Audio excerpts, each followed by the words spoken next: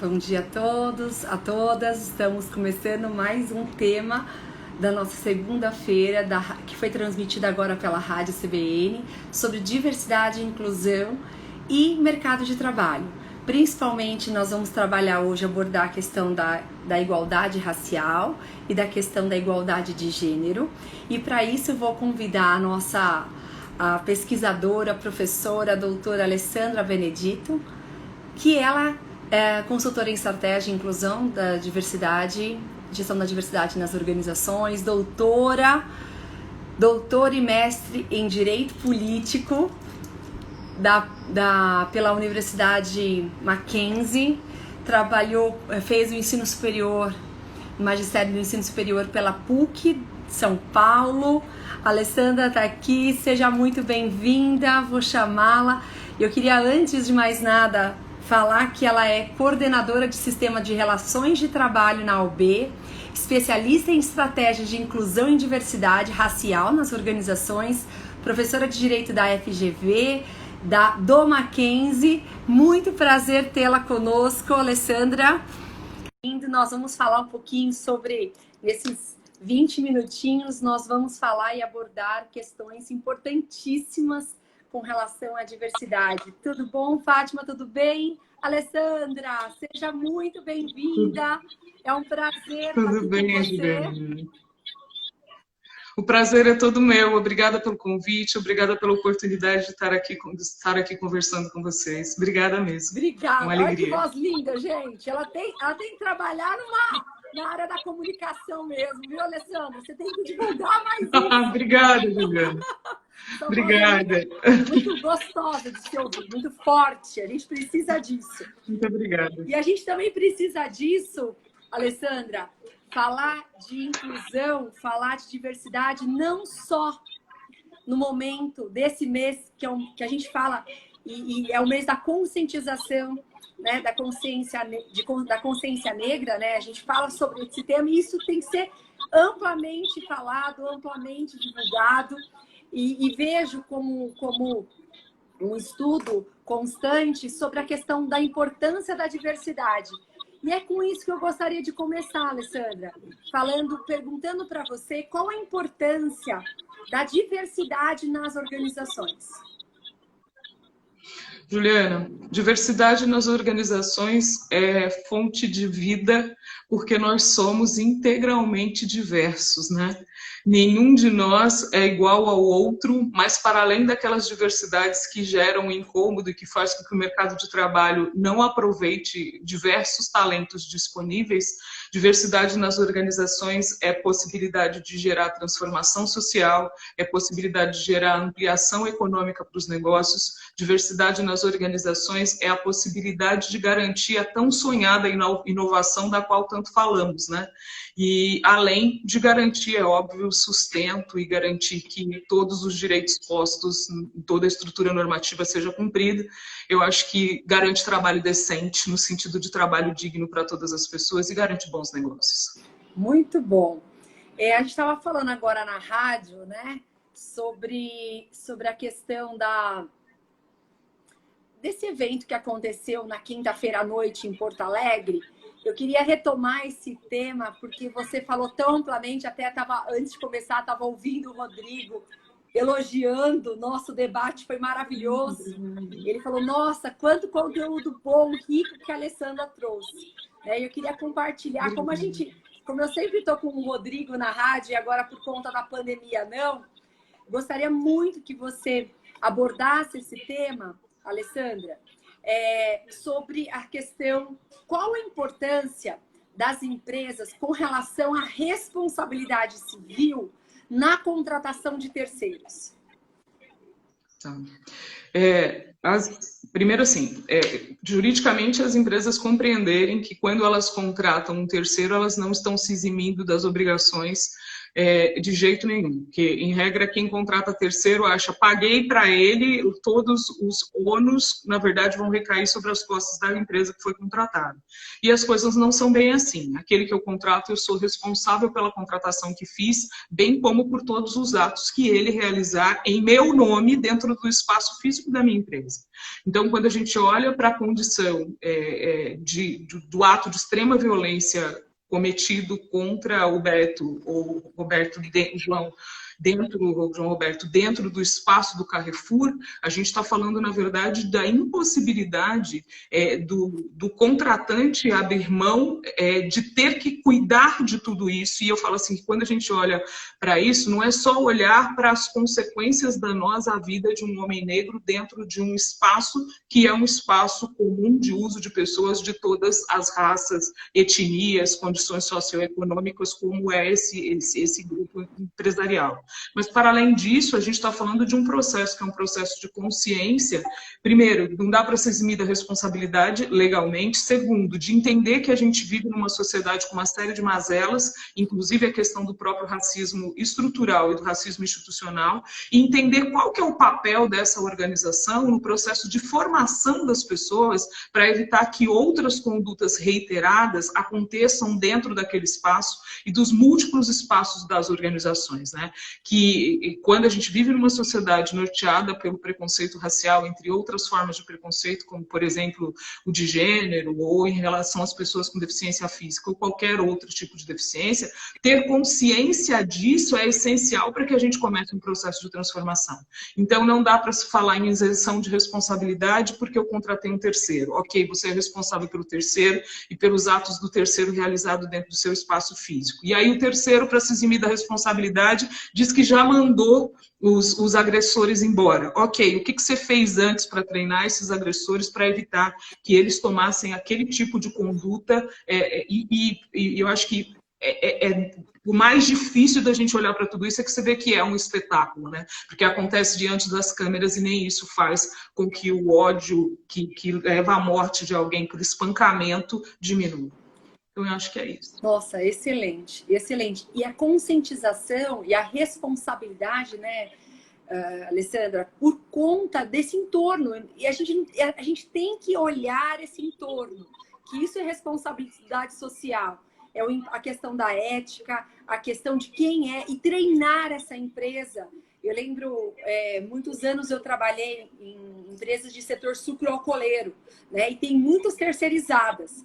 Quantas vezes de final de semana, né, eu visitava as casas para saber se estava. Eu lembro, isso aqui há uns 17 anos, eu visitava a casa dos moradores, dos trabalhadores, para saber se estão com condições, porque essa é a responsabilidade da empresa e não do terceiro. E que se essa questão de você, para você cumprir, né? Às vezes a gente fala assim, vou contratar terceiro para ficar isenta de responsabilidade. Não, mas para você que quer contratar, quer que a minha empresa contrate, vamos lá, tem que ter esses critérios. Tem que ter, no caso ocorrido, uma avaliação da questão da agressividade, da responsabilidade, quem são as pessoas que vão trabalhar na vigilância, que estão nesse nível, né? Que foi uma tremenda de uma responsabilidade, né? Um absurdo isso.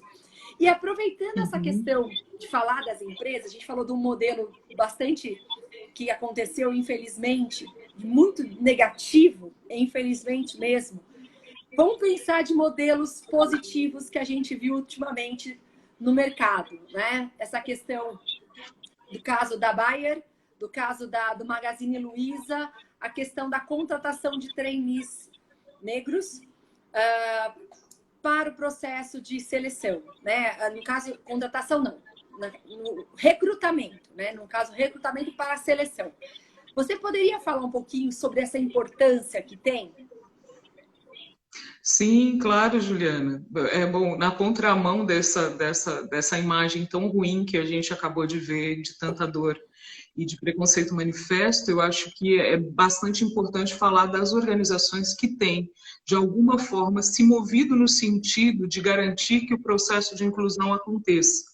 né? Algumas com passos mais adiantados, como no caso da Magazine Luiza e da Bayer, outras engatinhando, tentando descobrir como é que se faz isso, mas que bom que estão todos tentando descobrir como é que se faz isso. E aí vamos pensar no caso do Magazine Luiza e entender que no caso do Magazine Luiza e no caso da Bayer, da Magazine Luiza teve mais repercussão justamente por conta da ação. A gente viu um agente público, inclusive, entrando com uma ação contra aquela medida de ação afirmativa. Qual que é o papel daquela medida de ação afirmativa? Eu acho que é legal a gente pensar assim, primeiro, a ação ela é legítima, ela foi feita e ela está de acordo com tudo que está disposto no nosso arcabouço normativo. Que quando a gente pensa em justiça social, quando a gente pensa em inclusão, quando a gente pensa em cidadania, quando a gente pensa em vivência de democracia, todos esses institutos estão previstos. Então, a ação que a empresa fez, ela é uma ação legitimada pela lei, a empresa ela faz e ela sabe exatamente qual que é o valor daquilo que ela está fazendo, de que forma que ela vai estar impactando no mercado. Lembrar que ações afirmativas, na verdade, elas são algo transitório, os recursos implementados numa ação afirmativa, eles são transitórios, depois eles podem ser realocados em outras necessidades. E lembrar que no caso da ação afirmativa, no caso do Magazine Luiza, no caso de outras empresas, isso é decisão deles, e que eles tomam essa decisão a partir de um olhar de quais são as necessidades, né? Quantos negros e quantas pessoas negras eu tenho dentro da minha empresa? Isso é a realização do censo, é o retirar da nossa fotografia, que todas as empresas deveriam fazer, que todas as instituições deveriam fazer. Então, antes de dizer que a gente não vive num país racista, a primeira coisa que a gente precisa fazer é se olhar, né? E às vezes um ato simples que é virar o pescoço, mas se isso não for suficiente, por favor, faça um censo e descubra quem somos. Tire a fotografia disso. E a partir das informações desse processo fotográfico, se comece a trabalhar de acordo com as necessidades de cada grupo. Então, respondendo de uma forma mais sintetizada a tua pergunta, as ações elas foram importantíssimas, elas devem ser implementadas por outras instituições e a ação é legítima e viável. Muito bom. É importantíssimo isso, né? Eu estava até comentando agora, há pouco na rádio, uma coisa que me impactou. Esse final de semana a gente estava debatendo lá na CIRP, na Associação Comercial de Rio Preto, juntamente com a querida a Georgette Lemos, estava ela, queridíssima. Gente, eu falei para ela que ela é minha inspiração, né? Que ela é presidente do núcleo de diversidade da Associação Brasileira de Recursos Humanos. Nós tínhamos um debatedor, meu vice-presidente, Oswaldo, né, que ele trabalha muito a questão racial, eu estou aprendendo muito com ele. E também nós tivemos uma pesquisadora da Unesp sobre questões étnico-raciais, maravilhosa, Mônica Garrido. Eu falei que eu saí de lá querendo que mostrei para ela meu artigo, saindo de lá querendo fazer meu doutorado com ela sobre a questão da igualdade de gênero. E também um empresário, que eu achei fantástico, um empresário branco, hétero, toda a questão que a gente vê, uma característica mais comum no empresariado, principalmente de instituições privadas, que esse é o estereótipo, não é?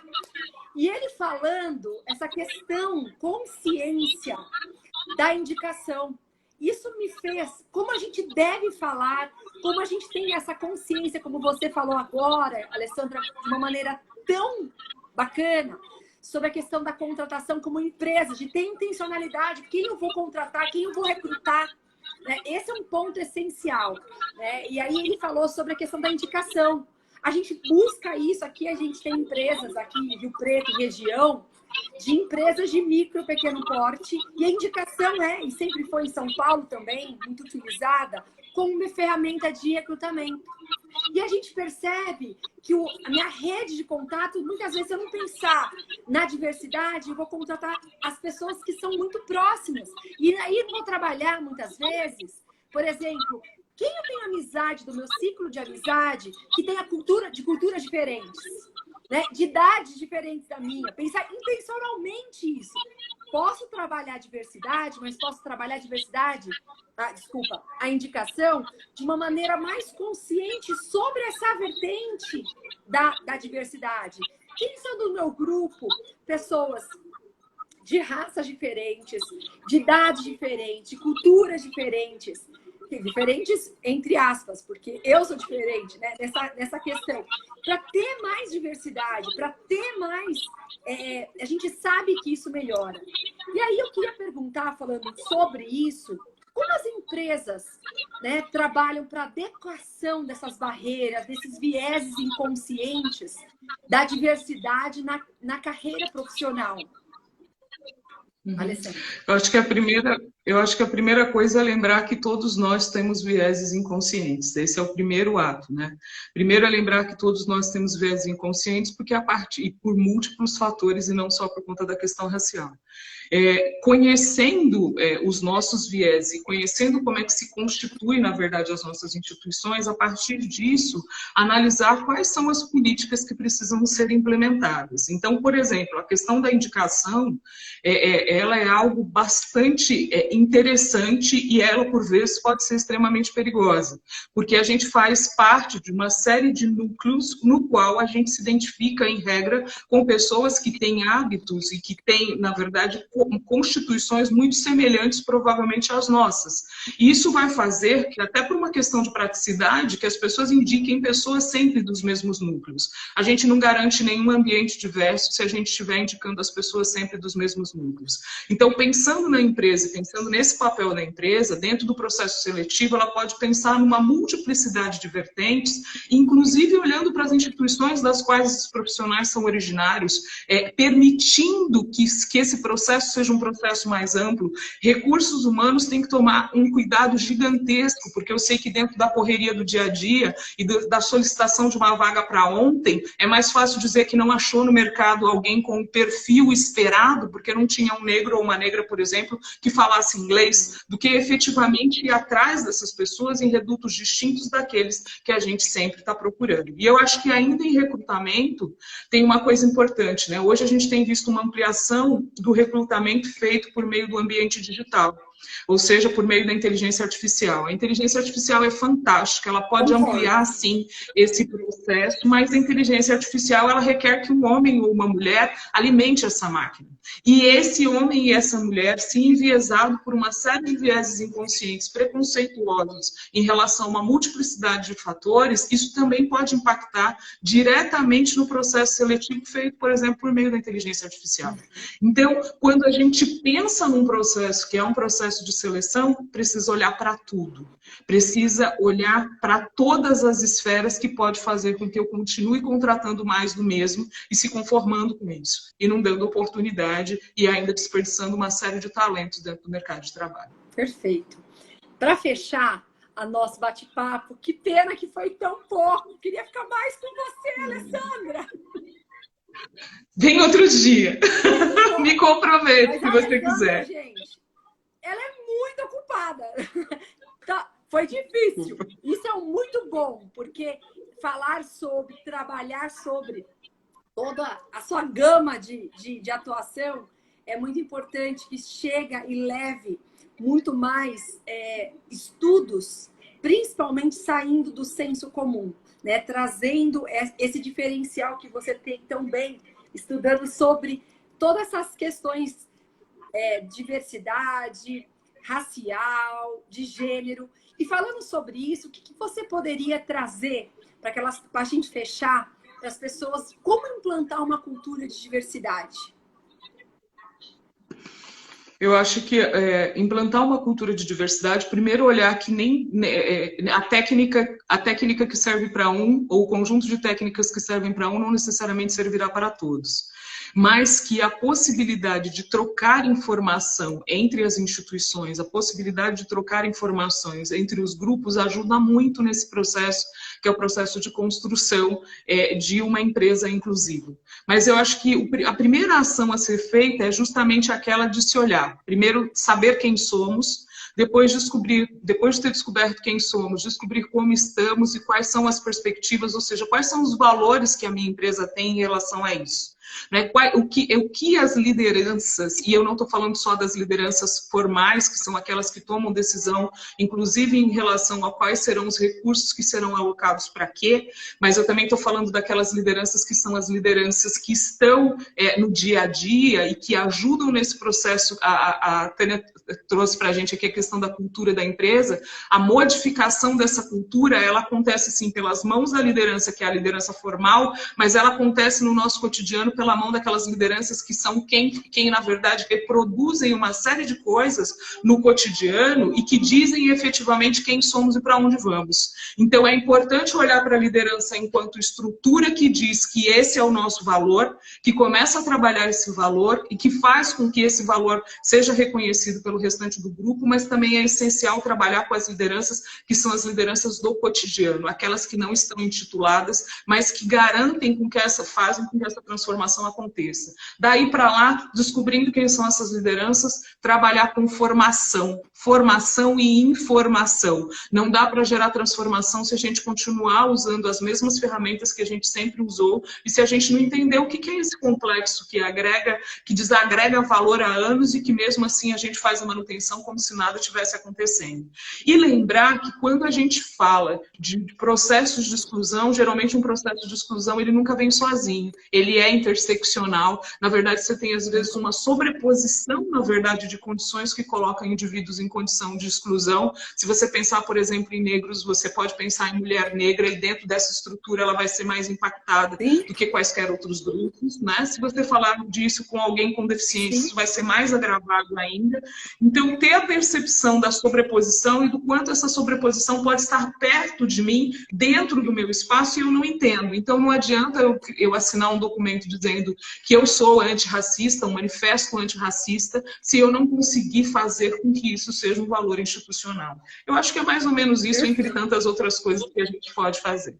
Nossa, Alessandra, perfeito. Primeiramente, trabalhar o individual, trabalhar as lideranças superiores e as intermediárias, que estão com o maior número de colaboradores, e as lideranças informais, que estão lá, que estão influenciando, impactando, mas não tem necessariamente o cargo. Perfeito. Alessandra, muito agradecida. É uma honra ter aqui conosco. Muito, muito agradecida. Alessandra, vamos ter mais outros bate-papos sobre isso. Eu gostaria de já deixar o convite aberto para você, público, para a gente falar não só em novembro, mas falar em qualquer etapa do ano, para ter um ano melhor, para ter um ano para a gente lidar com o nosso preconceitos, os nossos estereótipos, para a gente aprender com as nossas diferenças e impactar positivamente a vida das pessoas, tanto em termos de liderança, como um impacto social, impacto econômico e assim por diante. Muita gratidão por ter você aqui comigo e desejo para você um final de ano maravilhoso. Alessandra, muito agradecida. Juliana, sou eu quem te agradeço pela oportunidade, fico à disposição para outros debates, peço desculpas pelo tempo reduzido, mas foi uma alegria esse bate-papo e eu acho que a gente precisa sim falar sobre o assunto, pensar sobre o assunto e gerar transformação, e aí cada um de nós, enquanto indivíduos, somos fonte dessa transformação. Não existe transformação se essa transformação não for feita por todos. Essa luta antirracista, essa luta para a inclusão de todos, ela também é de todos, né? E passa por um processo de conscientização e passa por um processo de transformação cotidiana. Que sejamos agentes dela. Muito bom!